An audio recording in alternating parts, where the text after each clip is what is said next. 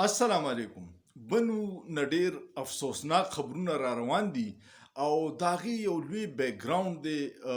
چل داسې شوی و چې څو ورځې مخکې بنو کې په کینټ باندې یو خودکش بارودو ګاډی ورټکراو شوی و او د هغې نه پس حمله چې وشوه بیا د فورسز د طرفه فایرینګ وشو. په فایرینګ کې څه کسان زخمی شو او څه د هغې دماکې سره پکې شهیدان شو او څه زخمی شو. فورسز بیا وی چې دا لس کسه موږ دهشتګرد وجلي دي، خو بنو کې ځینې خلکو وی چې په دې کې دا څلور پنځه کسه عام دکانداران دي او د هغوی په فایرینګ لګېدلي دي. د دې نه پس بیا د بنو خلکو یو اعلانونه وکړه بغیر د څه لیډرشپ نه. عام عوامو کې احساس راغی چې جنگ خو طبیعي ده او هغوی بیا دا اعلانونه وکړه چې د جمعې په ورځ به مونږ د امن دپاره یو مظاهره کوو او په هغې کې دا شرط ایښودی و چې د پارټۍ جنډه به پکې نه راوړی، د پارټۍ ناره به پکې نه وي، صرف به سپینه جنډۍ او امن به غواړو. دومره په لوی تعداد کې خلک راووته چې زه خو هغه د خلکو فوټیج چې ګورم نو د شعور ته حیران یم او دا ډیر د خوشحالۍ خبره ده چې د خیبر پښتونخوا خلک په خپله خاوره باندې امن غواړي. او دوی ولې دومره تنګ شو چې امن غواړي؟ ځکه چې د تیرو 21 اپریشنونو نه پس دغه قبایلي سیمه تباه شوې ده. یو طرف ته دهشتګرد وجني، بل طرف ته د فورسز د طرفه مشکلات دي، خلک په چیک پوسټونو باندې زنانه ډیره بېعزتي کیږي. نو دې شیزونو خلک تنګ کړي او د هغه تیرو اپریشنو کې د دوی کورونه تباه شو، د دوی نقصانات شو، مال اسباب کاروبارونه تباه شو.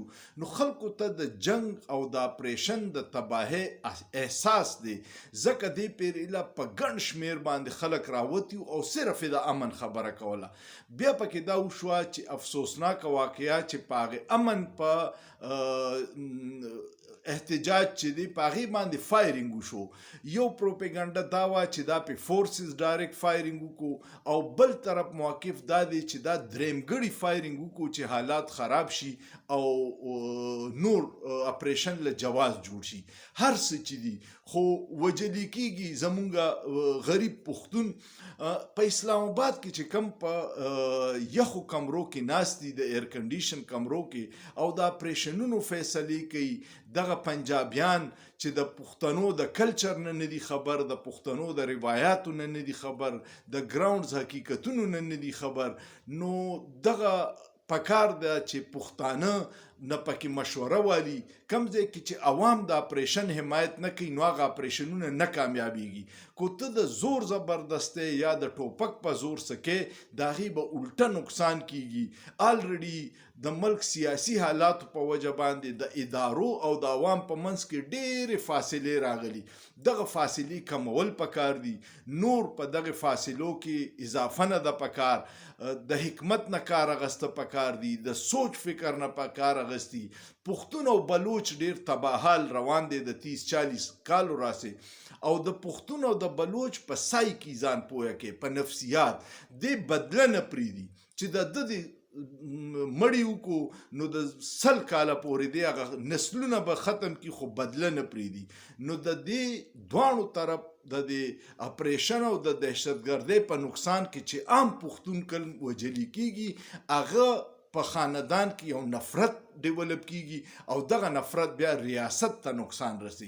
نو د خدای دپاره څه چې کوي ډیر په حکمت سره وکړي.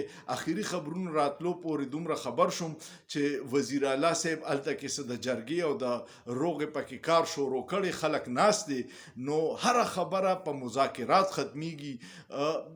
یو متل دی وایي چې ستا په لاس کې سټکي نو هر شی به درته بیا میخ کاري، ته به یې وله رابغې. د ټوپک باندې هره مسله نه حل کیږي، اخره کې به بیا مذاکراتو له راځي، سل کاله جنگ وشي او بیا خبره په مذاکراتو ختمیږي. نو ولې نه ختموي؟ کوشش وکړي چې دغلته امن راشي. په بنو کې نن دا دغه د وزیرستان وور اغستی دی، باجوړ کې حملې کیږي او دا ټول خلک د امن خواهشمند دي.